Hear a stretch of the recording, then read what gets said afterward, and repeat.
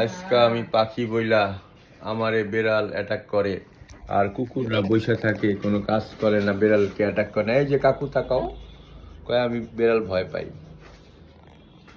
আমি শুধু মানুষ পছন্দ করি, চোর ডাকাত আসলেও তার সাথে হ্যান্ডশেক করে বলবো যে ভাই সব নিয়ে যাও, আমারে মাইরো না। তাই না? জীবনের গল্প।